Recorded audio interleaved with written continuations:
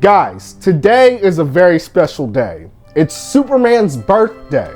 Yeah, you heard me correctly. February 29th, the DC calendar has confirmed this. February 29th is the Man of Steel's birthday. Now, because of that, I wanted to kind of make a Superman video, but I had trouble coming up with an idea. Like, what should I talk about? Should I talk about my favorite comics, give you guys comic book recommendations? All I know is I kind of wanted to make this video somewhat special, you know, because this is a character who means so much to so many people. The literal godfather of all superheroes. And while he's one of the most powerful, he's also one of the most human. He was raised on a farm in Kansas, taught to help and always care for his fellow man. His humanity is the most important aspect of his character. I don't have many things on my bucket list, in all honesty, but one of the things I've always wanted to do, there's this place in Illinois, it's called Metropolis, Illinois. It's like a whole town dedicated to Superman, with even a museum housing every era of Clark's legacy. I've always wanted to go there. I hope I get to go there someday. One of my dream videos to make on this channel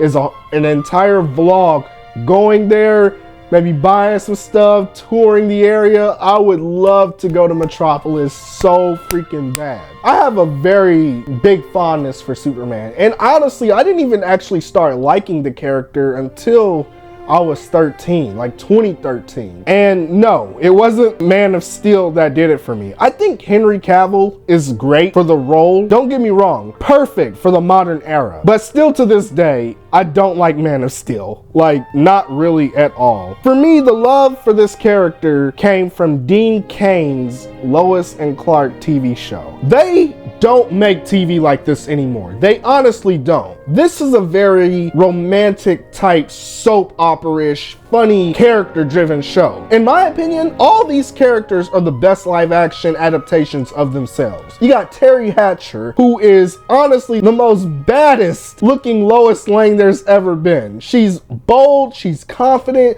she kicks ass. You got Eddie Jones and Kay Callan. These are Jonathan and Martha Kent. Like, they are the people, perfectly. And John Shea, easily the best Lex Luthor ever. Like, ever, in all media. This dude, his voice, his swag, his conniving nature, even his freaking butler Niles, just perfection. You have the right to remain silent. You have the right to an attorney. If you cannot afford an attorney, one will be supplied. Will you shut up? I can afford 1,000 attorneys. I'll have your badge. I'll have your head for this. Get me the governor on the phone. Give me the president! Get him on the phone! This is the show that made me fall in love with Superman. This is the show that made me go out and buy Superman comics, you know, get really into the character and stuff like that. I think what I love most about this is that it focuses on Clark Kent's human side more than Superman. While earlier incarnations of Clark are quiet, nervous, clumsy, this version is cool, confident, he can be dominating when necessary, and the love triangle between Superman, Clark, and Lois was beautifully written. I'm telling y'all, this was the last great Superman live action TV show. Matter of fact, if anything comes close to it, it would be Superman the Animated Series, which really had the same vibes as Lois and Clark, however, also more setups within the DCAU. When I think of Superman, who he is, how he talks, what his voice sounds like, it's always DCAU Superman. The best thing about this show was how it played a part in the overall expansion of things within this universe. We saw characters from other TV shows like Batman, Static Shock, villains like Darkseid or Livewire, and my favorite Superman villain of all time, Brainiac. Y'all have to read Justice by Alex Ross. Brainiac is so badass in that book, Justice. And Krypton, the TV show. That is such a good show. Krypton is peak. Now, Superman isn't in this show. It actually centers around his grandfather, Kal-El. However, that doesn't take away from anything. This is a top tier show. I'm not playing. It's so good. We see life on Krypton. Its history, its culture, different people. It's so cool to see Krypton before it's annihilated. You know what I mean? And Brainiac, oh my God. This version is elite. Again, best version. Like, out of all media. Out of the games, the comics, the animated series, this version was scary, diabolical. Look at him. It's all so freaking alien-ish. I love it. Krypton is a really good show. And I talked about Alex Ross.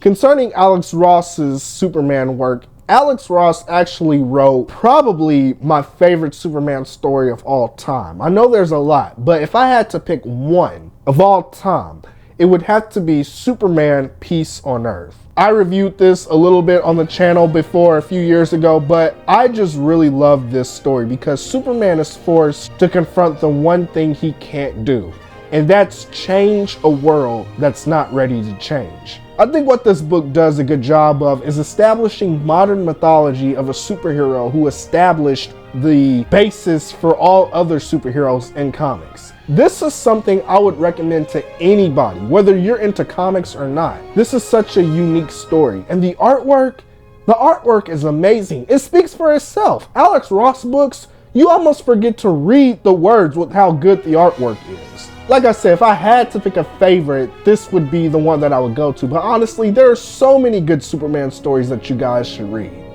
All-Star Superman, Superman Red Sun, this is one of my favorite Elseworld stories, easily top 5. For the Man Who Has Everything, Batman number 37, Double Date. I love this one. Definitely get this one if you've never read it. And Justice League Into the Sixth Dimension. Such a great Superman story. This Superman was beast mode in this shit. Dang, I guess I kind of ended up talking about everything, didn't I? The movies, the shows, the cartoons, and the comic books. I just really love this character. I really do. It's so cool. Today is his birthday, so I thought I would make this video. I hope you enjoyed this video, guys. I guess, like I said, I gave you guys a lot of recommendations on what to watch and what to read. I think if I'm gonna leave you guys with anything, my favorite Superman moment in all of media comes from Zack Snyder's Justice League. This is a scene where you have two fathers. Clark has two fathers. Two fathers, two different lives, but the same values and ideology and principles and hope in Superman. And I'm gonna leave y'all with this. The symbol of the House of El means hope. Embodied within that hope is the fundamental belief in the potential of every person to be a force for good. Clark, that's what you can bring them. you were sent here for a reason. You will give the people of Earth an ideal to strive towards. And even if it takes you the rest of your life, you owe it to yourself to find out what that reason is. They will stumble. They will fall. You're gonna have to make a choice. They will join you in the sun, Kal. A choice of whether to stand proud in front of the human race or not. You will help them accomplish wonders.